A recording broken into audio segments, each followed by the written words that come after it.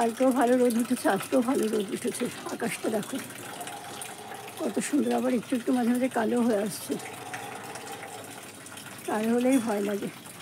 কালকে রাত্রিবেলা অনেক বীজ ছড়িয়ে দিয়েছি, পালং, ধনে পাতা, তারপরে আরও শিম বীজ, অনেক কিছু লাগিয়ে দিয়েছি।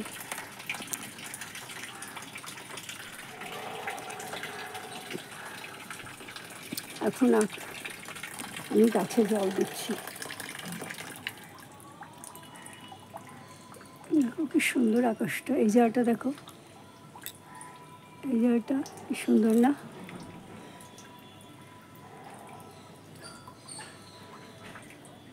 আবার একটু একটু মেঘও আসছে।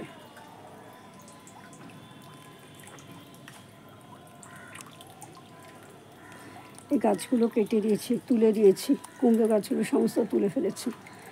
এবার এখানে শীতের সবজি লাগাবো। এখানেও ছড়িয়ে দিয়েছি ধনে, দেখো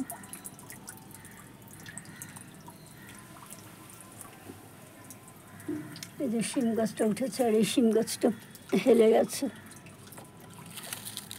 তো গোড়া পচেই গেছে, ভেতরে ছিল গোড়া পচে গেছে।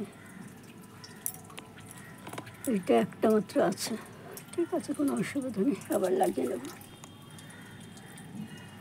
ঘাসের জন্যই তো চিন্তা, ঘাসগুলো যে আছে, ঘাসগুলোকে যেখানেই ফেলবো সেখানেই আবার ওরা বাসা তৈরি করে দেবে।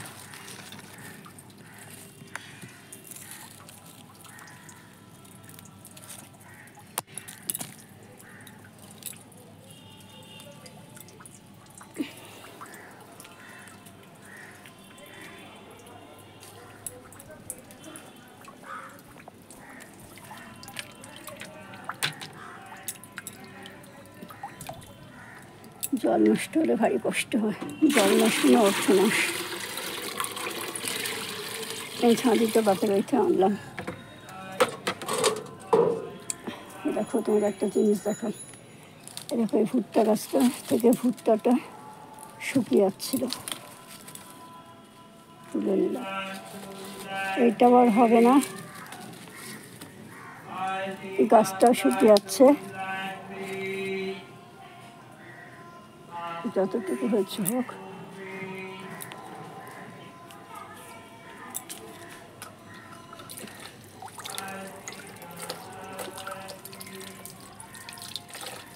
এটা তো আর কখনো আশাই করিনি, ভুট্টার ব্যাপারটা, তা হয়তো গেল।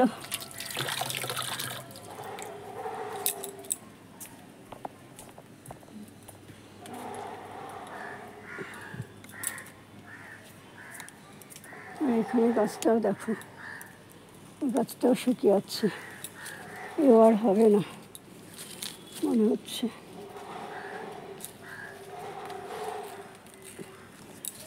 পেছনে গাছটার অবস্থা দেখি, পেছনে গাছটা মাথা ভেঙে পড়ে গেছে, আর এর আর হওয়ার কোনো চান্স নেই।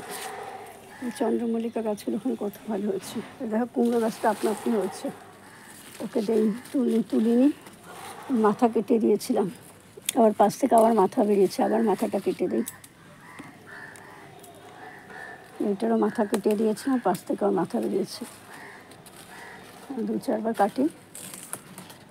আর এই ভুট্টা গাছটা মরে গেলে এখান থেকে যদি কুমড়ো গাছ হয় তো কুমড়ো গাছই হোক, ধর কালকে। এখানে ভাতের ফ্যান, মাছ কাটা, মাছ ধোয়া জল, সমস্ত কিছু ভাত বসিয়ে সব রেখে দিয়েছিলাম, সেখান থেকে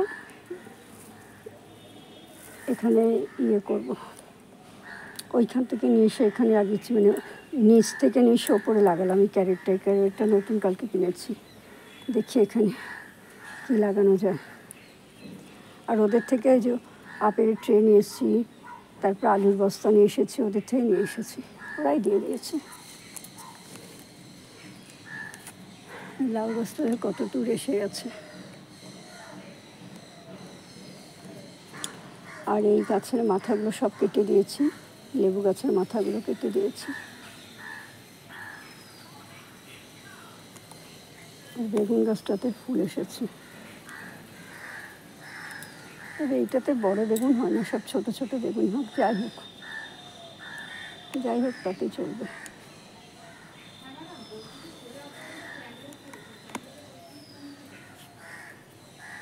লাল ডাঁটাগুলো এখানে লাগিয়ে দিয়েছি। এই করবি গাছটা তুলে দিলে এখানে অনেক বীজ ফেলা যাবে, বীজ ফেললেই অনেক গাছ হবে। লাল শাকটা সরিয়ে দিলে করবি গাছ লাগা যাবে। আর এখানে দেখুন আচ্ছা, এই স্নেক স্প্রেডটা কত সুন্দর হয়েছে। আর এখন মাত্র এই একটা লেবুই রয়েছে গাছে আমার, আর নেই। আর এখানেও দেখো বেগুন গাছে ফুল এসেছে। থাক, সব বড় বেগুন না, ছোটো বেগুনে যদি হয় অসুবিধা নেই। বেগুন হলেই হলো, বেগুন হলে রান্নার স্বাদ পাল্টে যায়। আর এই দেখো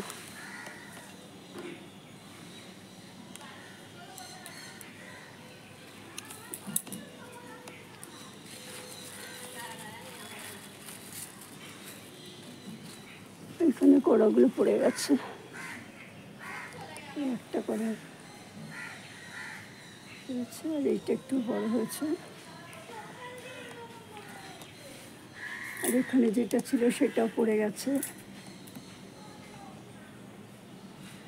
আর এই সাদা গাছটাকে কেটে দিয়েছে অনেকটা ইচ্ছা করে, ওপরে উঠে আছে, অন্য গাছগুলো নষ্ট হবে সেই জন্য। এটা হলো সাদা অপরাজিতা গাছ।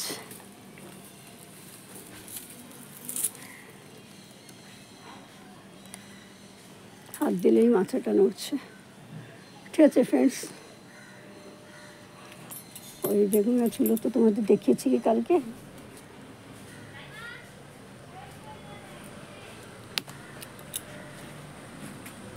দেখো এখানে দেখো কতগুলো টমেটো থেকে চারা হয়েছে।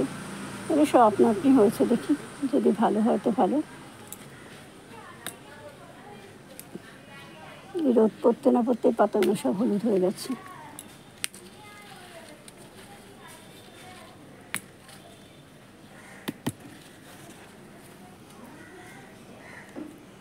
পাতা হলুদ হয়ে গেলে আমি সেটা রাখি না, কেটে ফেলি।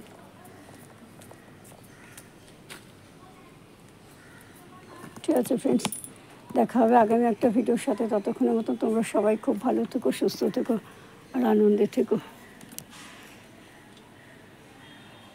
করলা গাছটা আপনা আপনি কত দূর উঠে আছে। Bye, tata.